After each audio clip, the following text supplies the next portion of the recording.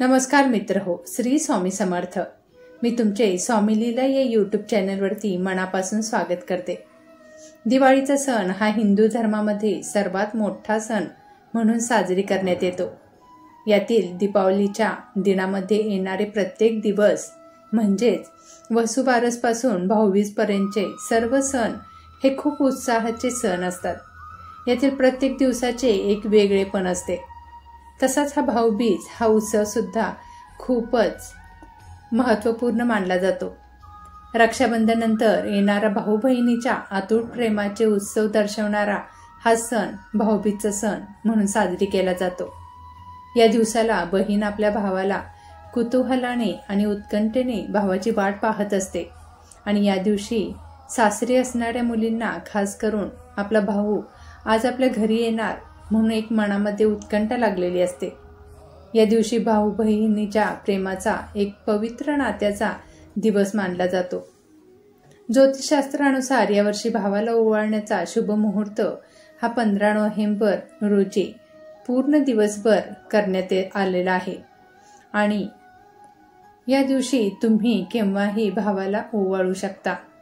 आणि यातीलच एकदम शुभ मुहूर्त म्हणजे 1:10 सुरू होणार आहे आणि तो दुपारी 3:19 राहणार आहे। परंतु यावेळी जर तुम्हाला शक्य नसेल तर संपूर्ण दिवस हा शुभ मानण्यात आलेला आहे। बहिणीने भावाचे औक्षण करताना म्हणजेच ओवाळताना भावाचे तोंड हे उत्तर किंवा पूर्व दिशेला असावे। भावाला पाटावरती बसवून औक्षण करावे। पाटाभोवती रांगोळी काढलेली असावी। भावाची पूजा म्हणजेच या दिवशी बहिणीने भावाला ओवाळले की त्याची यमराजाच्या पासून त्याची सुटका होते असे मानले जाते। भाऊ या दिवशी बहिणीला काही ना काही भेटवस्तू देऊन त्याच्या सौभाग्यासाठी प्रार्थना करत असतो। आजकाल बहीण सुद्धा भावाला भाऊबीजच्या दिवशी काही ना काही भेटवस्तू हे देत असते। या पाठीमागचा उद्देश फक्त प्रेमाचा आणि पावित्र्याचा आहे। या दिवशी जर एखाद्या बहिणीला भाऊ नसेल तर चंद्राला ओवाळायची सुद्धा पद्धत आहे। बहीण चंद्राला ओवाळून चंद्राचा आशीर्वाद घेत असते आणि म्हणूनच आपण लहान मुलांना चांदो मामा असं म्हणायला सांगत असतो। शक्यतो बहिणीला भाऊ नसेल तर एखाद्या मानलेल्या भावाला जरी तिने ओवाळले तरी चालते किंवा गणपती या गणेशजींना जरी तिने ओवाळले तरी सुद्धा चालते। या भाऊबीजची एक पौराणिक कथा सुद्धा मी तुम्हाला आज सांगणार आहे। कथा शेवटपर्यंत नक्की ऐका। एका बाईला एक मुलगा आणि एक मुलगी होती। असाच भाऊबीजेसाठी तिचा मुलगा आपल्या बहिणीकडे जाण्यास निघाला। आता जुन्या काळामध्ये गाडी किंवा वाहने नव्हती, त्यामुळे तो पायी पायी चालत निघाला।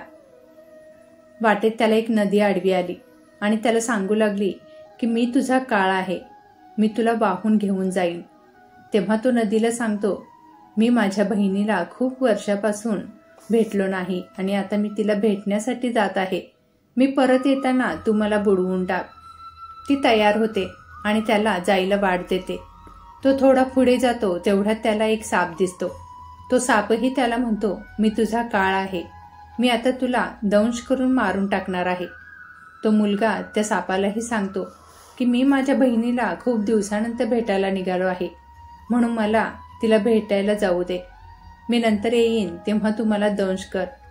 मग सापही तयार होतो। मग तो पुढे चालत जातो। नंतर त्याला एक जंगल लागते। जंगलात त्याला वाघ भेटतो।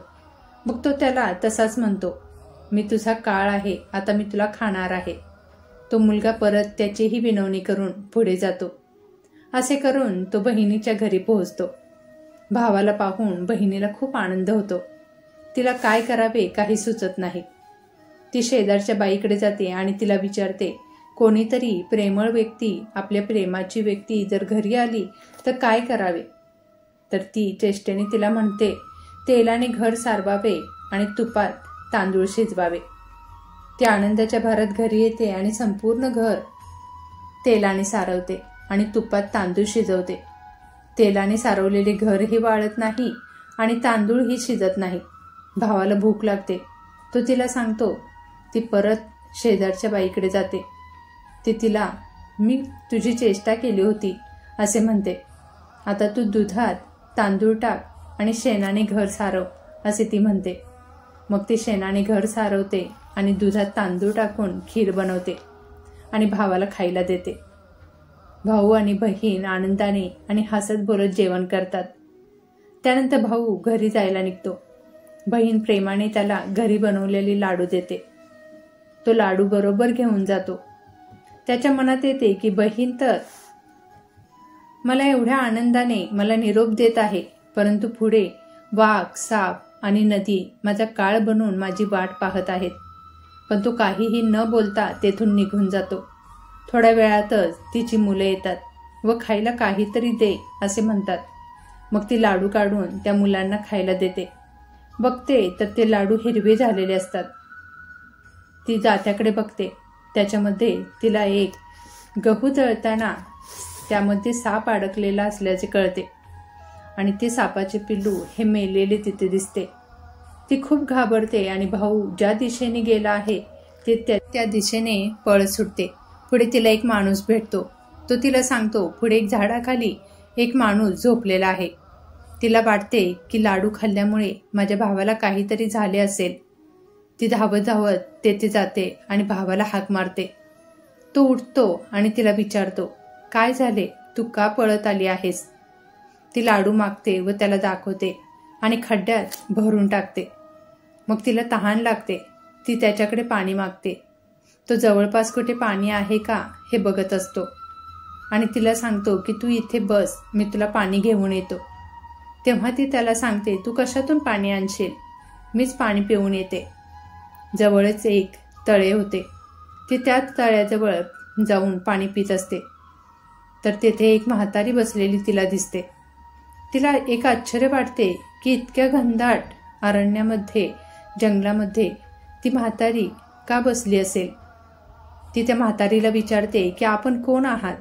तेव्हा ती म्हातारी म्हणते, मी काळ आहे आणि एका बहिणीचा एकुलता एक भाऊ असेल त्याला मी घेऊन जाण्यासाठी आली आहे. ती खूप घाबरते आणि विचार करते, मलाही एकुलता एकच भाऊ आहे. मग त्या म्हातारीला याचे कारण विचारते तर ती म्हणते की त्या बहिणीने भावाला शिव्या दिल्या, त्याच्याशी वाईट बोलली, वेडी बनवून त्याच्याशी राहिली तर त्याचे प्राण हे मी वाचवेल आणि त्याचे प्राण हे वाचले जातील आणि त्याच्या केसालाही धक्का लागणार नाही. मग ती लगेचच निश्चय करते की मी माझ्या भावासाठी वेडी झाली तरीही काही हरकत नाही. आणि मग ती भावाकडे जाते आणि त्याला सांगते की मी तुझ्याबरोबर तुला सोडायला येते. तेव्हा तो तिला सांगतो की पुढे नदी, वाघ आणि साप हा काळ बनवून माझी वाट पाहत आहे.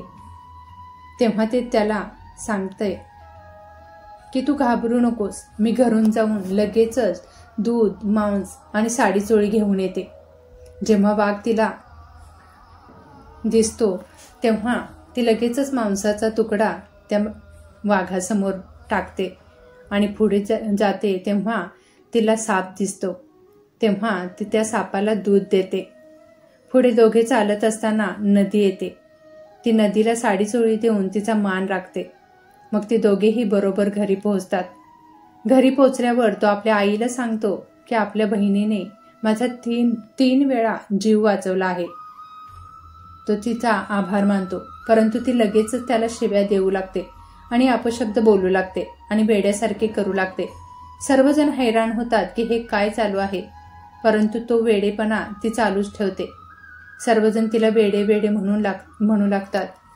तिने हे सर्व मुद्दाम करत असते, कारण त्या म्हातारीने सांगितले होते की भावाला जर तू शिव्या शाप दिला तर तुझ्या भावाचे प्राण हे वाचतील. म्हणून ती जाणून बुजून आपल्या भावाला शिव्या देत असते. थोड्याच दिवसात तिच्या भावाचे लग्न जमते. सर्वजण सांगतात की त्याला एक बहीण आहे, ती वेडी आहे, तरी सुद्धा त्याचे लग्न हे जमते. भावाचे लग्न जमले, त्याचा साखरपुडा करायचे ठरले तर ती त्या दिवशीही त्याला शिव्या देऊ लागली आणि म्हणू लागली की आधी माझा साखरपुडा करा आणि मग मी नंतर याचा साखरपुडा करून देणार. कोणीतरी एक ज्येष्ठ व्यक्ती जवळ आली आणि तिला म्हणाली की जाऊ दे, हिला सुद्धा साखरपुड्याच्या वेळी जवळच बसवा आणि तिला सांगा की तुझाही साखरपुडा होत आहे. पूजा सुरू होताना अचानक तेथे आग लागते, परंतु त्याआधीच सावध असल्यामुळे ती लगेचच ती आग ही विझवून टाकते आणि नंतर परत लग्नाची तयारी सुरू होते. लग्नाच्या वेळीही ती वेडेपणा करीतच राहते आणि ती म्हणते की आधी माझे लग्न लावा. तेव्हाही ते तिला जवळच उभे करतात आणि नंतर लग्न लागते. त्यानंतर नवरा मुलगा आणि मुलगी बाहेर पडते तेव्हा ती सांगते की पुढून नाही, मागच्या दरवाजाने तुम्ही सर्वजण बाहेर पडा. असे म्हणताच पुढचा जो मंडप आहे तो अचानक खाली पडतो आणि भावाचे प्राण वाचले जातात. घरी गेल्यानंतर ती परत आपल्या भावाला म्हणते की मी माझ्या भावाबरोबर आणि बहिणीबरोबरच आज त्यांच्या खोलीमध्ये झोपणार आहे. तेव्हा सर्वजण तिची समजूत काढतात, परंतु ती काही ऐकत नाही. सर्वजण तिला त्याची परवानगी देतात. तिचा भाऊ व बहीण झोपलेली असताना रात्री तिथे अचानक साप येतो, परंतु ही जागीच असल्यामुळे ती तलवार काढते आणि त्या सापाची 3 जागीच तुकडे करते आणि पाठीखाली झाकून बिनधास्तपणे झोपून जाते. आता तिच्या भावावरील धोका हा पूर्णपणे टळलेला असतो, म्हणून ती आरामात झोपली जाते. सकाळी सर्व पाहुणे मंडळी उठतात आणि तिची आई आपली वेडी मुलगी उठून काहीतरी गोंधळ करेल म्हणून मुलगी उठायच्या अगोदरच ती सर्व पाहुण्यांना घालवते. मुलगी आज उशिरा उठते आणि उठून बघते तर पाहुणे मंडळी कोणीच नसतात. तर ती आपल्या आईला म्हणते की आई, पाहुणे मंडळी कुठे गेले? त्यांना लगेचच बोलव. आई त्या सर्वांना परत बोलवते. मग ती त्यांना सांगते की मी काही वेडी नाही. माझ्या भावावर जीवाचे संकट आले होते. काळ त्याच्या मागे लागला होता. त्याच्यावरील संकट टाळण्यासाठी मी त्याला बरे वाईट असे बोलत होते, म्हणून मी वेडेपणा करत होते. आता माझ्या भावावरील धोका हा पूर्णपणे टळलेला आहे. रात्रीही त्याला मारण्यासाठी काळ साप म्हणून आला होता, परंतु मी त्याचे 3 तुकडे करून त्या टोपलीखाली झाकून ठेवले आहे. सर्वजण आत जाऊन टोपली खाली बघतात तर तिथे खरोखरच साप त्यांना दृष्टीस पडतो. मग त्यांना विश्वास पडतो. ते सांगतात ती म्हणते आता माझ्या भावावर कोणतेही संकट राहिलेलं नाही. सर्व संकट हे टळलेलं आहे. आता मी सासरी जाऊ शकते. आता माझी पाठवणी करा. मग तुम्ही तुमच्या गावी जावा. सर्वांना खूप आनंद होतो. बहीण भावाला परत एकदा ओवाळते. भाऊ खुश होऊन बहिणीला ओवाळणी देऊन बहिणीला निरोप देतो आणि त्या दिवसापासून भाऊबीज हा सण साजरी केला जातो. मित्र हो, एक बहीण आपल्या भावाला वाचवण्यासाठी कितपत धोका पत्करते तुम्हाला या गोष्टीतून समजले असेल. अशाच प्रकारे प्रत्येक बहीण आणि भावाचे नाते हे अतूट आणि पावित्र्याचे मानले जाते.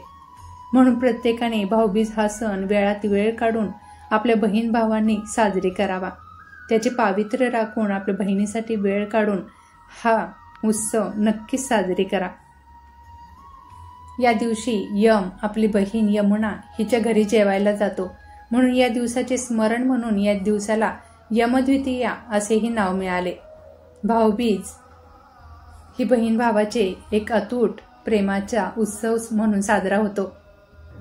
तर बघा मित्र हो, तुम्हाला आजची ही भाऊबीजची कथा आणि सर्व माहिती कशी वाटली मला नक्की कमेंट करून सांगा. आणि भाऊबीज निमित्त भेटवस्तू स्वरूपात सबस्क्राईब बटन दाबून मलाही तुमचे अनेक आशीर्वाद द्या. कमेंटमध्ये श्री स्वामी समर्थ नक्की लिहा. धन्यवाद. परत एकदा भाऊबीजच्या सर्वांना खूप खूप साऱ्या शुभेच्छा. श्री स्वामी समर्थ. जय जय स्वामी समर्थ. धन्यवाद.